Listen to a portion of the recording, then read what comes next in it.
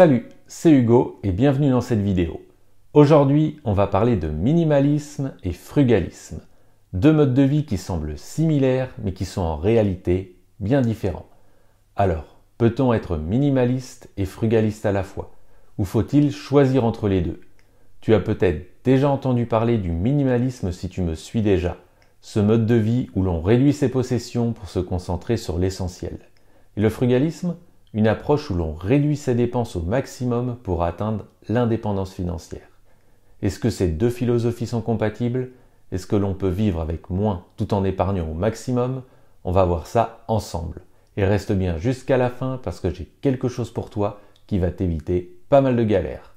Allez, on commence tout de suite avec le minimalisme.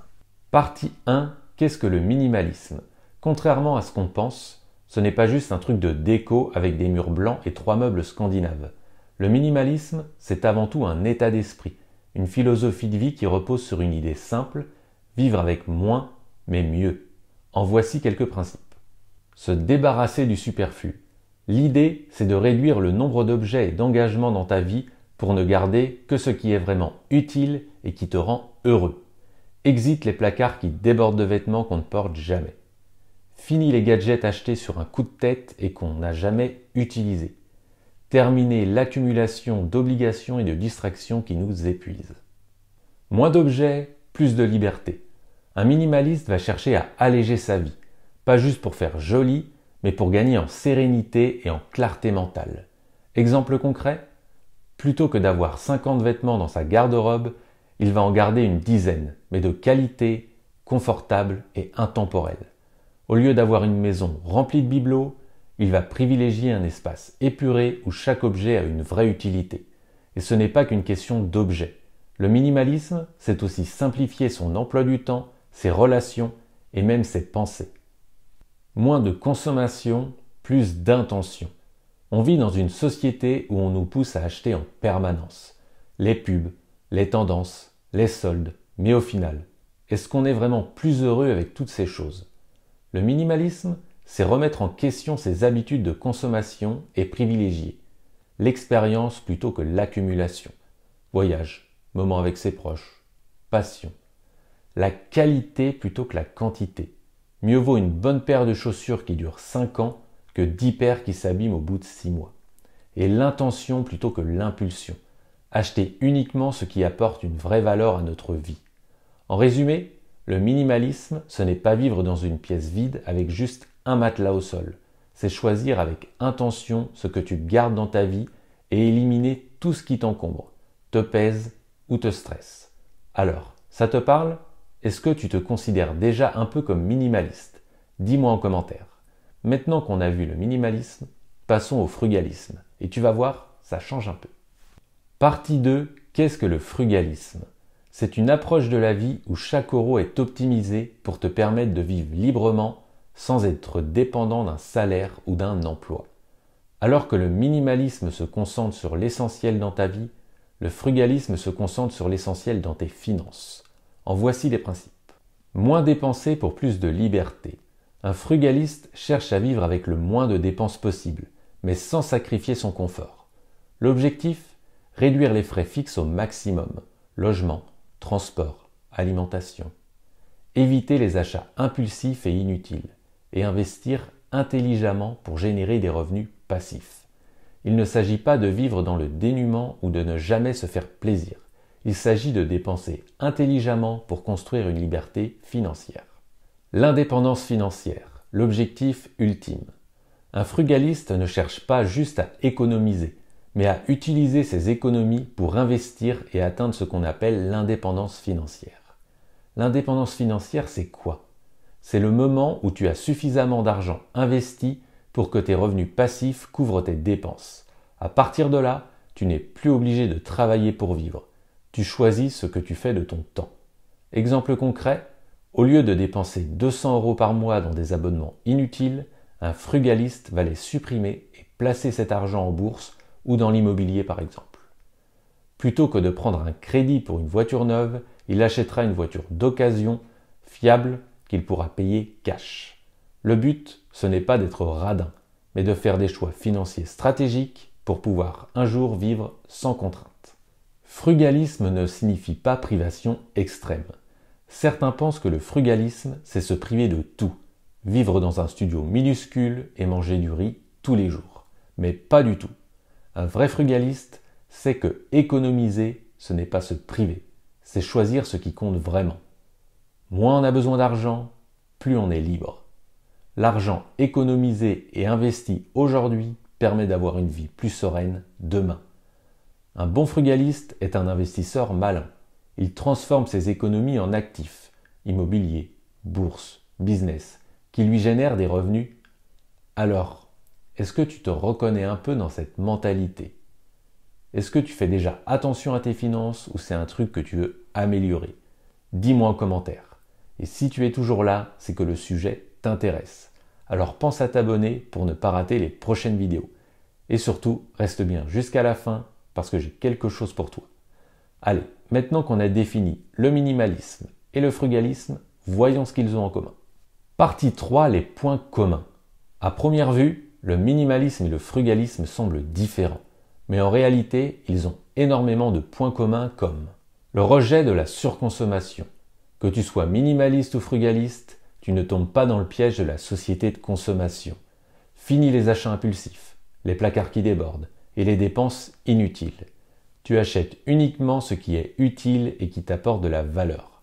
Un minimaliste le fait pour gagner en clarté et en sérénité, tandis qu'un frugaliste le fait pour économiser et investir. Mais dans les deux cas, on dépense moins et mieux. Plus d'intention dans les choix. Minimalistes et frugalistes ont un point commun. Ils ne se laissent pas le hasard décider pour eux. Un minimaliste choisit soigneusement ce qu'il garde dans sa vie. Un frugaliste choisit soigneusement où va son argent. Dans les deux cas, l'idée est d'éviter le superflu pour se concentrer sur ce qui a réellement de l'importance. La recherche d'une forme de liberté. Le minimaliste cherche la liberté matérielle. Le frugaliste cherche la liberté financière. Mais au final, les deux veulent la même chose, être plus libre et moins dépendant. Exemple concret, un minimaliste veut pouvoir déménager facilement, voyager léger et ne pas être encombré. Un frugaliste veut pouvoir travailler moins, refuser un job qui ne lui plaît pas et être indépendant financièrement. Dans les deux cas, c'est une démarche qui permet d'avoir plus de contrôle sur sa vie. La valorisation des expériences plutôt que des possessions. Un minimaliste et un frugaliste préfèrent souvent vivre des moments forts plutôt que d'accumuler des objets. Plutôt que d'acheter des vêtements de luxe, ils préfèrent investir dans un voyage, un projet ou du temps libre. Plutôt que d'acheter la dernière voiture à la mode, ils privilégient des moyens de transport simples et économiques. L'objectif est de se concentrer sur ce qui a une vraie valeur dans la vie. En résumé, moins de consommation inutile, plus d'intention dans les choix. Une recherche de liberté, plus de valeur donnée aux expériences qu'aux possessions. Allez, maintenant qu'on a vu les points communs, on va voir ce qui les différencie vraiment. Et là aussi, il y a des choses intéressantes à dire. Partie 4, les différences. On a vu que le minimalisme et le frugalisme partagent de nombreux points communs, notamment la recherche d'une vie plus simple et plus libre. Mais en réalité, ces deux modes de vie n'ont pas tout à fait les mêmes motivations et ne s'appliquent pas forcément de la même façon. Voyons ce qui les distingue vraiment. L'objectif principal, bien-être versus indépendance financière. Le minimalisme, c'est avant tout une quête de simplicité et de bien-être. Le frugalisme, lui, c'est une stratégie financière pour atteindre la liberté économique. Un minimaliste va chercher à réduire ses possessions pour gagner en sérénité et en clarté mentale. Son but n'est pas forcément d'économiser de l'argent, mais plutôt de se libérer du superflu pour mieux profiter de la vie. Un frugaliste, lui, va chercher à optimiser ses dépenses pour pouvoir épargner et investir le plus possible. Il veut dépenser intelligemment pour atteindre l'indépendance financière au plus tôt. Exemple concret, un minimaliste peut très bien acheter un ordinateur haut de gamme parce qu'il répond à ses besoins et est durable, même si c'est cher. Un frugaliste, lui, va chercher la meilleure affaire et acheter un modèle d'occasion ou reconditionné pour économiser un maximum d'argent. Un minimaliste ne cherche pas forcément à dépenser moins. Un frugaliste, lui, cherche à optimiser chaque euro. Relation à l'argent, détachement versus optimisation. Un minimaliste cherche à avoir une relation plus saine avec l'argent. Il veut s'en détacher et ne plus être esclave de la consommation. Un frugaliste considère l'argent comme un outil puissant pour atteindre ses objectifs de liberté. Il cherche à l'accumuler et à l'investir intelligemment. Exemple concret, un minimaliste pourrait prendre un job moins bien payé, mais qui lui laisse plus de temps libre, car pour lui, le temps est plus précieux que l'argent. Un frugaliste, lui, pourrait garder un job bien payé quelques années de plus pour accumuler suffisamment d'argent et ne plus jamais avoir à travailler.